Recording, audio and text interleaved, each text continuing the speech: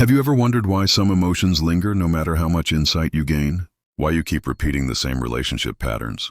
Or why part of you always feels like you're either too much or never quite enough? These issues don't start in adulthood. They're rooted deeper, often in places we can't see.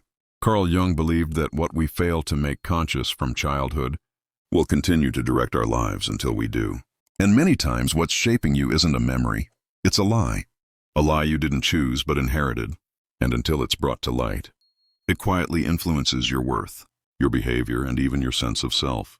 Before we begin, don't forget to subscribe to the Mental Dose channel and join our Telegram group for early access to powerful insights on healing, self-growth, and emotional mastery. Now let's dive in. The invisible blueprint. Growing up doesn't erase childhood, it embeds it. It becomes the foundation for how you relate to others, yourself, and the world.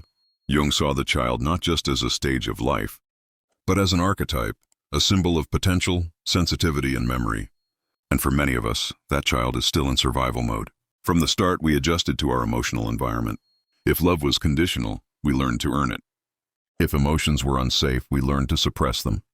Our nervous system didn't wait for words. It responded to the energy in the room, to silence, to tension, to absence. Over time, those responses became patterns. And those patterns didn't feel like choices. They felt like personality. Jung's insight, now backed by neuroscience, is that the brain wires itself around early emotional experiences. So the child who stayed quiet to avoid conflict didn't just decide to be silent. They became silence. That's why personal growth can feel like grief. You're not just letting go of habits. You're untangling your identity from your early survival strategies. These patterns weren't wrong. They protected you, but they came at the cost of your authenticity. Jung called this the birth of the shadow, the parts of you that had to be hidden to be accepted. And within that shadow, the lie begins to grow. Two inner voices. To emotionally survive, we built a mask. Jung called it the persona, the version of us that could be liked, accepted, or at least left alone. But every time we wore the mask, we pushed something else into the dark. Our real feelings, our needs, our anger, our truth. The persona isn't fake, it's just incomplete. It's who we had to become to avoid pain or rejection. The problem? We confuse that mask with our actual self. So we grow into adults who are confused, tired, or unsure of who we truly are, beneath the pleasing, the overachieving, or the hiding. The tragedy is that these coping strategies don't feel like defense mechanisms. They feel like identity. A child who suppresses anger becomes chill. A child who hides sadness becomes strong.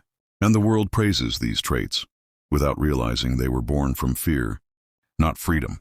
Jung taught that losing connection with the whole of ourselves means losing access to our inner compass, what he called the self. We begin living not from truth, but from reaction, and that sets the stage for a lie, an unspoken but deeply felt belief, one that lives quietly under your confidence, your accomplishments, even your doubts. So now it's time to uncover it. The most dangerous lie.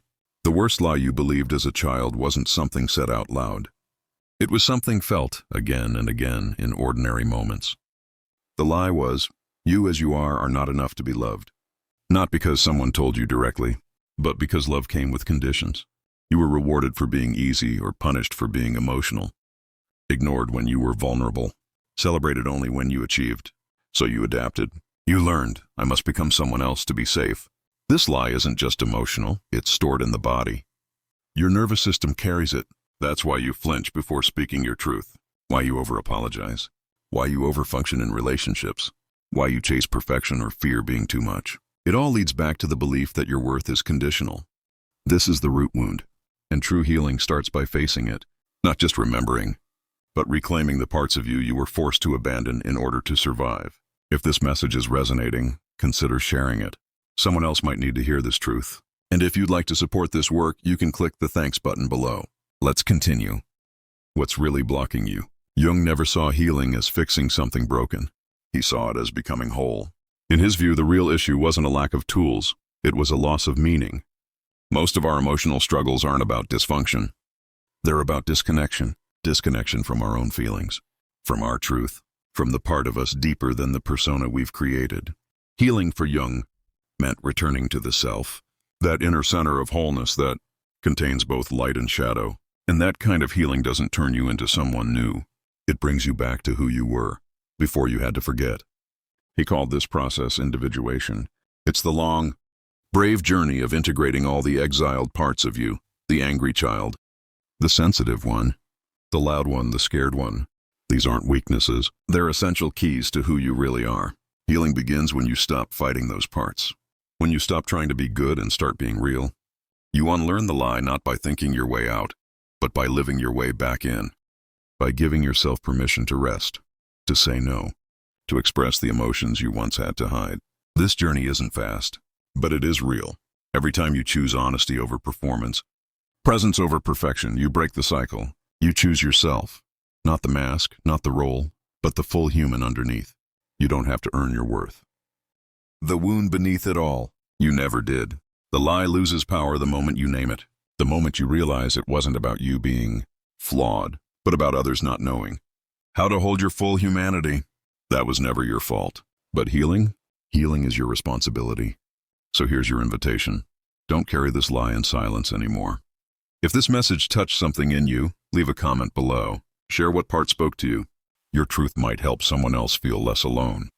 And if you haven't already, subscribe to Mental Dose for grounded, honest content on emotional healing, psychology, and deep personal growth. You deserve to feel whole. You always have. Thanks for watching, and I'll see you in the next video.